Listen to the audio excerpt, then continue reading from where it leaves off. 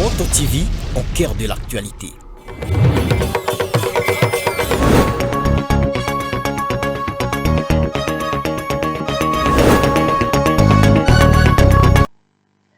C'est parti pour cette édition. Voici les sommaires. Rencontre interreligieuse pour la paix. L'évêque du diocèse de Butembo-Beni a rencontré le responsable de la communauté musulmane ce lundi 31 mars. L'échange a porté sur la cohabitation pacifique et les défis sécuritaires qui affectent les musulmans. Cette rencontre inédite dans la ville marque un pas vers un dialogue interreligieux renforcé. Et autre chose, dans cette édition, une réunion d'urgence de mouvements citoyens et groupes de pression de Butembo s'est tenue le 31 mars pour dénoncer le retrait annoncé des troupes ougandaises UPDF du territoire de Lubero, craignant une aggravation de l'insécurité. Ils ont décrété une journée ville morte suivie d'une marche populaire. Ils exigent également les clarifications sur les accords entre la RDC et l'Ouganda. Voilà tout pour le sommaire, restez branchés. Tout d'abord, cette information, Monseigneur Sikuli Paluku Melkisedek, évêque du diocèse de Butembo-Beni, a rencontré ce lundi 31 mars les responsables de la communauté islamique de Butembo. Au cours des échanges, les difficultés rencontrées par les musulmans face aux défis sécuritaires et aux rumeurs qui freinent leur épanouissement. Les deux parties ont insisté sur l'importance du dialogue et de la cohabitation pacifique entre les confessions religieuses. Nous suivons le point avec Mireille Bekitawiti. Réunis autour d'une même table au centre islamique de Butembo, Monseigneur Sikuli Paluku Melkisedek et les chefs religieux musulmans ont discuté de plusieurs sujets cruciaux. Parmi les points saillants figuraient l'écuménisme et la situation sécuritaire affectant la communauté musulmane. À l'issue des échanges, les participants ont réaffirmé leur engagement à promouvoir la paix et le vivre ensemble entre chrétiens et musulmans. Pour Monseigneur Sikuli Paluku Melkisedek, la fraternité doit primer sur les différences religieuses. Le temps du Ramadan coïncider avec le carême. Nous rapprocher aussi de nos frères en aidant les plus nécessiteux. Tout cela, parce que c'est Dieu qui nous le demande. Il nous a créés. Nous devons vivre ici sur terre, marchant ensemble. Nous partageons la même foi d'Abraham, et une raison plus pour que les musulmans qui sont nos frères et nous-mêmes nous puissions cheminer ensemble pour contribuer à la paix, au développement intégral humain, et dans cette situation particulière que nous traversons, nous puissions être des artisans de la paix. Un geste fort salué par la communauté musulmane. Le responsable de la communauté islamique de Butembo a exprimé sa gratitude face à cette visite inédite de l'évêque. Grande joie, je veux que nos cœurs soient tellement remplis d'allégresse d'avoir reçu Monseigneur Melkisedek chez nous. Je ne dirais pas chez nous, chez lui, parce que vous venez de le dire, nous sommes enfants d'un même père, qui est Abraham. Il est venu avec un message fraternel, comme vous venez de le dire, qui a montré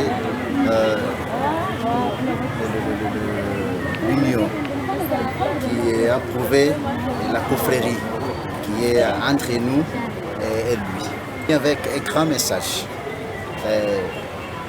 comme contribution pour l'édifice de Dieu qui est en train d'être érigé au quartier Kalemire. Donc sa contribution à la construction de notre mosquée. Raison pour laquelle nous dirons sincèrement merci à lui. Que Dieu nous facilite les choses qui nous amènent la paix. Après cette rencontre, les responsables religieux et certains fidèles ont pris des photos pour immortaliser cet instant marquant.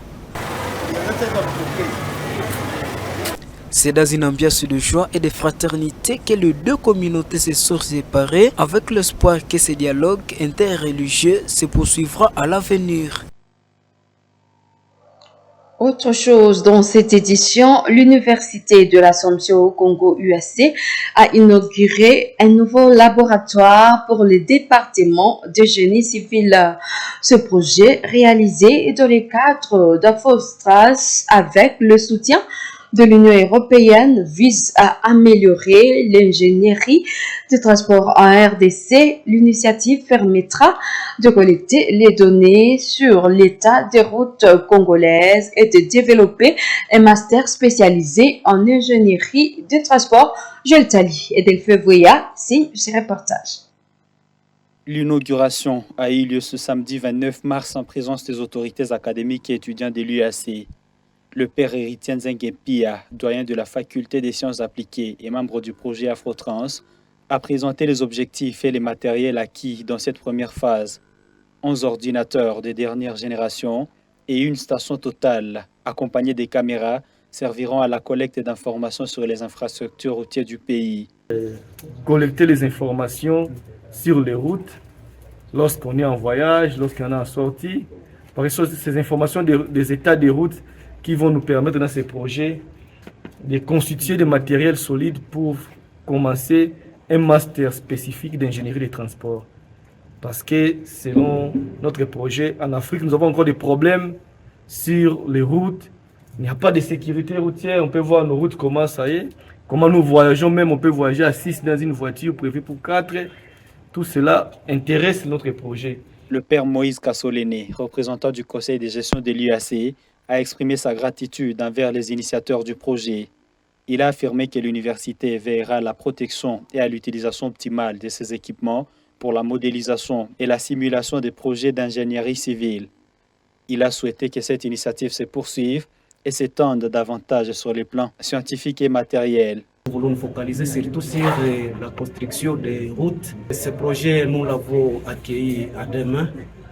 Et il continue à nous accompagner dans notre université. C'est comme ça que les matériels qui sont placés au niveau du laboratoire, qui ont été achetés pour nous permettre d'évoluer, surtout au niveau technique, et pour la modélisation, pour la simulation de certains projets, seront bien utilisés. Et nous avons amélioré l'espace où les machines se trouvent. La cérémonie s'est poursuivie par la bénédiction du laboratoire par le révérend Père Jean-Baptiste Mbakula, aumônier de l'UAC. Il a prié pour que cet outil contribue significativement à l'avancement de la société.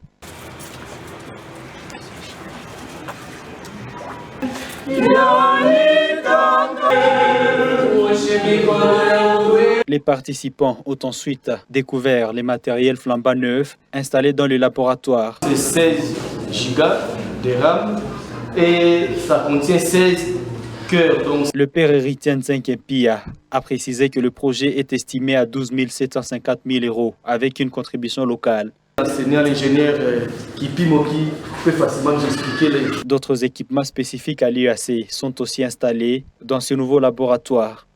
L'ingénieur Héritier Kipimo en a présenté un à l'assistance. C'est-à-dire c'est une machine, c'est un appareil qui intègre les théodolites, mais également avec une spacimètre. Alors, l'appareil ici consiste normalement en faire des études topographiques pour les projets routiers. Le président du conseil estudiantin, issu de la faculté bénéficiaire, a exprimé sa satisfaction. C'est quelque chose qui va nous aider à nous spécialiser dans le domaine du génie civil et ça va nous permettre de collaborer avec d'autres facultés comme les architectes. Un étudiant ayant participé à certaines phases du projet a salué son aboutissement et s'est réjoui de pouvoir en bénéficier. Et des fois, les autorités se plaignent que nous n'avons pas encore de main-d'œuvre compétente. Donc, avec ce projet, dans les 5 ans à venir, on aura déjà des ingénieurs bien formés. Les étudiants ont ensuite testé les équipements. La machine est vraiment efficace. Vraiment, la performance est très rapide. Cette initiative s'inscrit dans la volonté de l'UAC d'améliorer la qualité de la formation et d'apporter la solution concrète aux problèmes d'infrastructure qui affectent le pays. Autre chose, les étudiants de l'Université de l'Assomption au Congo ont participé à une conférence scientifique le samedi 29 mars. Cet événement marquait la clôture du mois de mars consacré à la valorisation de la femme. L'accent a été mis sur l'autonomisation de jeunes filles comme levier de moralité en milieu universitaire. Nous suivons le reportage de Sacré Kangiti rendu par Clémence Nengo. Dans la grande salle de l'ouest de l'Institut Kambali, un public attentif composé d'étudiants s'est rassemblé pour cette rencontre scientifique. L'autonomisation de la jeune fille en milieu académique était au centre des discussions. La conférencière du jour, maître Naomi Kabuyaya Alberti, a exposé les conditions essentielles à cette autonomisation, insistant sur l'importance d'une éducation de qualité, du sens des responsabilités et du leadership. L'autonomisation qui passe par l'éducation, elle permet aux jeunes filles d'accéder à une éducation de qualité sans discrimination, leur donner la possibilité d'acquérir des connaissances, de développer leur esprit critique et de renforcer leur estime de soi. L'autonomisation de la jeune fille suppose aussi qu'elle soit capable d'occuper les postes de responsabilité. Outre le leadership et l'éducation, l'autonomisation suppose aussi l'indépendance financière. L'intervenante a souligné les bénéfices d'une autonomisation bien construite dans la vie universitaire. Selon elle, une jeune fille autonome développe sa personnalité, améliore ses capacités d'expression et de défense de ses droits, tout en renforçant ses performances académiques. L'autonomisation de la jeune fille en milieu universitaire est essentielle premièrement pour son développement personnel, parce que ça leur permet d'avoir confiance en elles, ça leur permet de se connaître. Parce que quand on cherche à se développer personnellement, on se connaît. On connaît ses forces, on connaît ses faiblesses, on connaît ses capacités, on connaît ses passions. Poursuivant son exposé, maître Naomi Kabuyaya Alberti a mis en garde contre les risques encourus par celles qui manquent l'autonomie. Elle a cité entre autres l'exposé aux abus sexuels et la perte des repères académiques qui compromettent les parcours universitaires. De ces pressions, de ces comportements déplacés de la part de leurs pairs qui sont leurs camarades, mais aussi de la part de certains enseignants dépourvus de bonne moralité. Et cela a affecté la moralité des filles, mais aussi leur performance. Les filles qui ne pouvaient pas se défendre dans ces cas-là, elles sont tombées dans des abus, elles ont été désorientées de l'objectif qui les a menées à l'université et ça a fait baisser la performance. L'échange s'est prolongé avec une séance de questions-réponses au cours de laquelle les étudiants ont exprimé leurs préoccupations et approfondi leur compréhension du sujet. Quels sont les enjeux principaux que vous avez identifiés concernant l'autonomisation des jeunes filles dans le milieu académique? Le mariage paraît comme un pilier si important. Ma question serait de savoir comment elle peut s'y prendre. Je me demande si ce problème d'autonomisation de la femme n'est pas une transposition d'un problème familial. Le mois de mars, dédié à la promotion des droits des femmes, s'est ainsi conclu sur une note d'engagement et d'inspiration. Par cette conférence, l'Université de l'Assomption au Congo réaffirme sa volonté d'accompagner les jeunes filles vers une autonomisation responsable, gage d'une communauté académique épanouie et respectueuse des valeurs. Et l'Université de l'Assomption au Congo a organisé une messe pour ses étudiants le même samedi 29 mars. Cette célébration eucharistique combinée à une récollection visait à renforcer la conscientisation spirituelle de la communauté estudiantine en cette période de carême. Le célébrant de ce jour a exhorté les participants à demander la grâce divine pour se transformer en hommes et femmes nouveaux devant Dieu. Nous suivons les détails avec Sacré Kangiti. La messe s'est tenue dans la grande salle de l'ouest de l'Institut Kambali, rassemblant étudiants et enseignants de l'Université de l'Assomption au Congo. Le révérend Père Jean-Baptiste Mbakula, aumônier de l'Université de l'Assomption au Congo UAC, a présidé cette célébration eucharistique. Dans son homélie, il a rappelé que le carême est une période liturgique propice à l'introspection et au renforcement de la foi. Selon lui, se comparer à la bonté infinie de Dieu permet à chaque croyant d'évaluer son propre cheminement spirituel. Il a souligné que Dieu est toujours présent pour ceux qui reconnaissent leurs fautes et souhaitent s'engager dans une démarche de conversion. L'aumônier a appelé les participants à faire le premier pas vers la lumière divine. Lui-même me pardonnera et il fera de moi la parfaite participation à sa présence au fond de moi. Shalom. Nous allons lui dire que lui-même fasse de nous des hommes et des femmes nouveaux et nouvelles, afin que nous soyons toujours capables de nous présenter en lui et comprendre sa présence au fond de nous-mêmes, pour que pendant ce temps de carême, nous soyons réellement enfin ressuscités avec Jésus qui est venu se donner pour nos fautes, et nous devons ressusciter avec lui. Soucieuse de la vie spirituelle de ses étudiants, l'Université de l'Assomption au Congo a organisé cette récollection pour rappeler à ses membres que la quête de la perfection, selon l'exemple divin, doit être un objectif de vie pour tous. Dans le cadre de leur formation éducative, les élèves du complexe scolaire La Bourgeoisie du Nord ont présenté une pièce de théâtre ce lundi 31 mars 2025.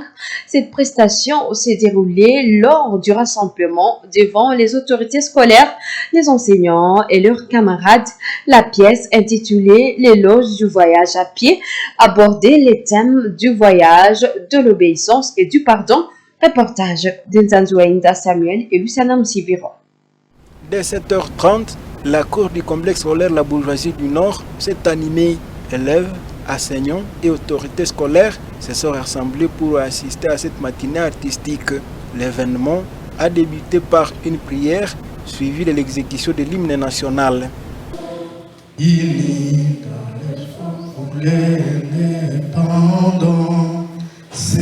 Après cet instant solennel, un poème a été déclamé avant la mise en scène de la pièce L'éloge du voyage à pied. Cette prestation a été brillamment interprétée par les élèves de 7e et 8e année. Véhicule tout le temps est dangereux pour toi, mon fils. Oh ma chérie, pourtant tu prodigues même des bons conseils. Il faut quelquefois marcher à pied si la voiture ou la moto sont disponibles. Les spectateurs ont apprécié un spectacle captivant, à la fois instructif et divertissant, alliant conseils en éducation civique et moments d'humour. Je vous assure, ça ne se reproduira plus jamais. Mon chauffeur, pourtant tu n'as jamais été en retard. Qu'est-ce qui s'est passé à la maison? Maman patronne, aidez-moi, j'ai passé une nuit blanche. Notre enfant a pleuré toute la nuit durant et mon épouse et moi n'avons pas une seule seconde pour fermer les yeux. C'est vers 4 heures que le bébé a cessé de pleurer. Vous savez très bien ce qui se passe à 5 heures chez un homme normal.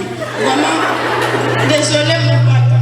Prenant la parole, la sœur préfet a exprimé sa satisfaction face à la qualité du jeu des acteurs et au choix du thème, soulignant l'importance du voyage, de l'obéissance et du pardon dans l'épanouissement personnel. Nous invitons tout le monde à la discipline. Et comme nous a retracé la scène de ce matin, apprenons à marcher. Apprenons aussi à obéir aux parents. Si nous avons bien suivi, quelque part moi je constatais que aussi il y avait la désobéissance des enfants et qui a créé un conflit entre les parents.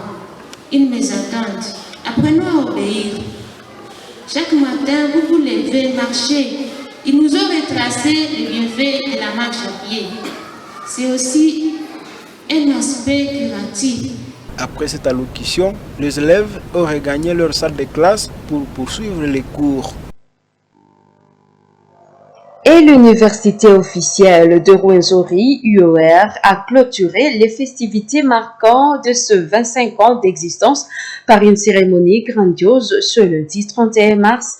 Étudiants, enseignants et autorités locales ont pris part à cette célébration organisée sur le site universitaire de Rwanda entre défilés, discours officiels et remises de distinctions. L'événement a reflété l'engagement de l'UOR en faveur de l'excellence académique. Trouvez des détails dans ce reportage de Bonhomme Tekeli et Luciana Moussiviroy.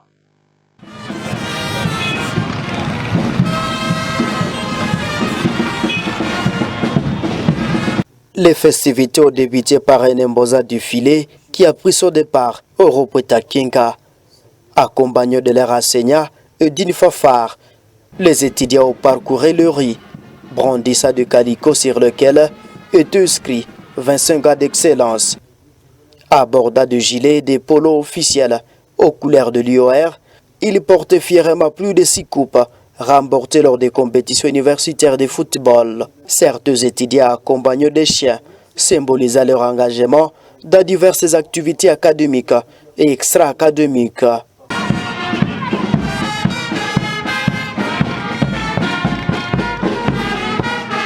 Après ce moment solennel, le cortège a rejoint le site universitaire de Rwanda, dans la commune de Boulenguera, où la suite des activités s'est déroulée. C'est par l'exécution de l'hymne national que la cérémonie a officiellement débuté par le site de l'IOR.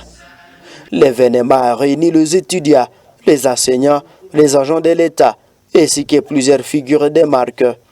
Parmi elles, le maire de Butembo et Mme Priska Kamala Luanda, conseillère du gouverneur militaire du Nord Kivu, à charge de l'éducation, qui a représenté l'exécutif provincial.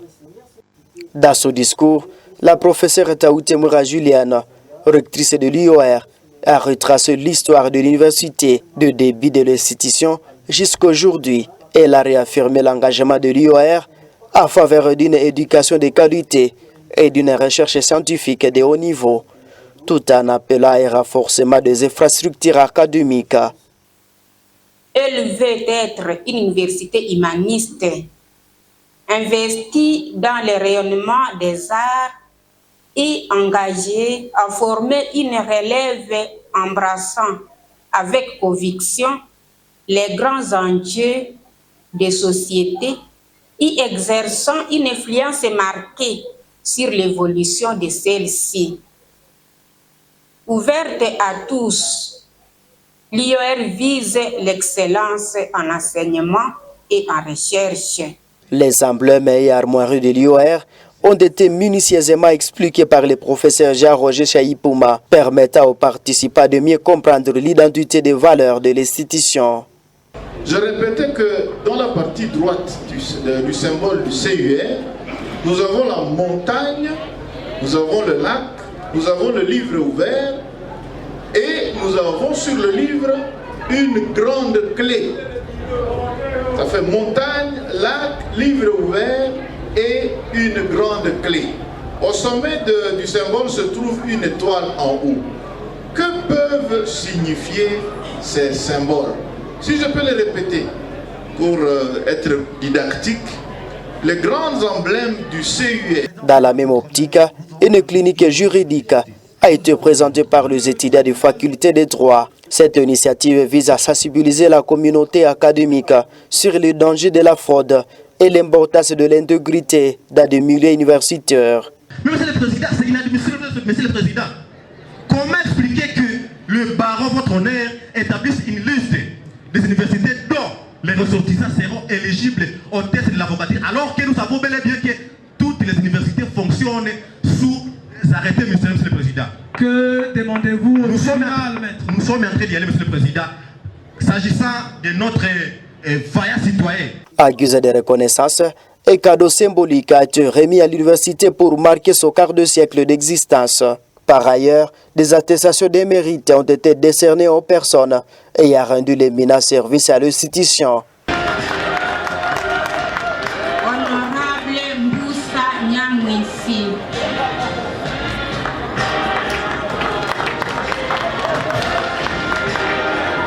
Monsieur Paloukou Kassi, Savary Roger.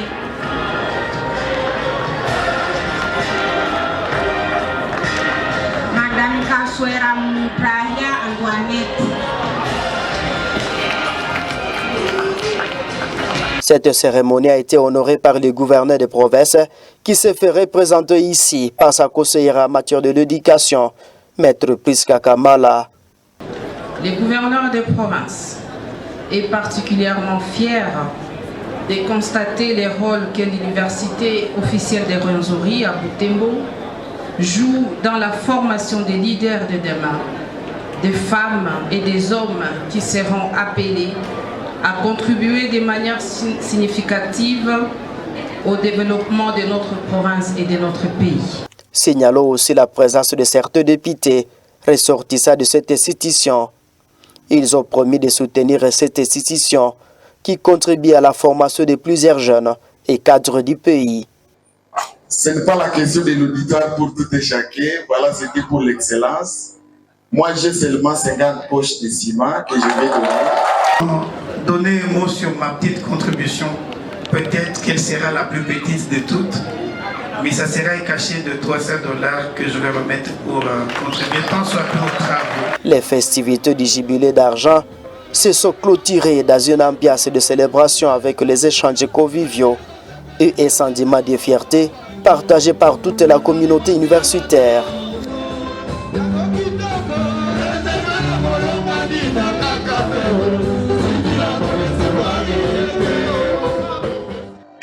Et la synergie des mouvements citoyens et groupes de pression de Butembo a tenu une réunion d'urgence ce lundi 31 mars pour évaluer la situation sécuritaire de la région.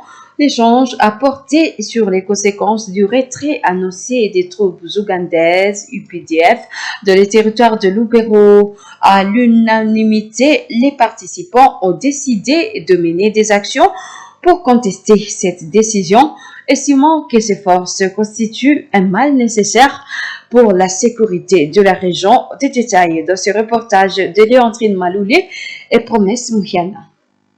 Réunis dans la salle du Centre de lecture de l'animation culturelle, CLAC, les membres de la synergie des mouvements citoyens et groupes de pression de Butembo ont débattu des enjeux liés au retrait des forces ougandaises. Les discussions ont mis en évidence les risques sécuritaires qu'impliqueraient ces départs, notamment dans les zones encore hors de contrôle du M23. Nécessaire pour que les forces armées de la République démocratique du Congo soient à même de mater la menace, mais aussi renforcer cette mutualisation de forces entre les forces armées de la République démocratique du Congo et l'UPDF de l'Ouganda pour que la traque des ADF-MTN puisse continuer sans arrêt, mais aussi pour empêcher la conquête du M23 AFC-RDF sur la ville de Butembo et la ville de Beni et le reste de l'espace qui forme l'actuelle province du Nord Kivu. Face à cette situation, plusieurs actions ont été arrêtées, dont une journée ville morte prévue pour ce mardi 1er avril, suivie d'une marche populaire mercredi et d'une rencontre avec les autorités politico-administratives de Butembo. Notre synergie a décidé des actions de grande envergure qui s'imposent dans l'urgence. La première action, c'est que demain, nous appelons à une ville morte, cessation de toutes les activités dans la ville de Butembo. Et puis cette action-là sera suivie le mercredi d'une marche pacifique qui va débuter à partir de 9h au rond-point d'Ndiapanda jusqu'à la mairie où elle doit chuter, où sera lu un message, un mémo à l'intention des autorités du gouvernement de notre pays en présence du maire de ville de Butembo.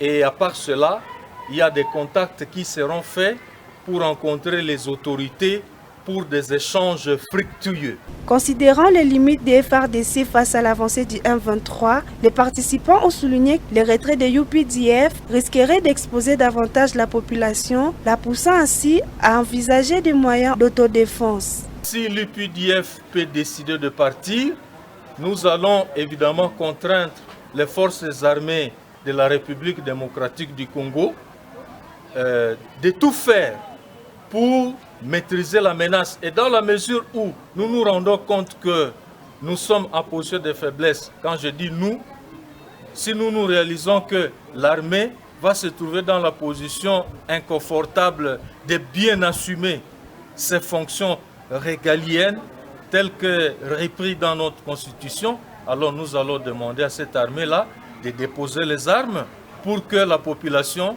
puisse elle-même se défendre jusqu'à sa dernière goutte de sang. Initialement déployées pour traquer les rebelles ADF en RDC, les troupes ougandaises voient leur mission s'étendre dans un contexte de tensions persistantes. Lors de cette réunion, les participants ont également demandé au gouvernement congolais d'éclaircir les termes de sa coopération militaire avec l'Ouganda, notamment en lien avec la présence du M23 dans la région.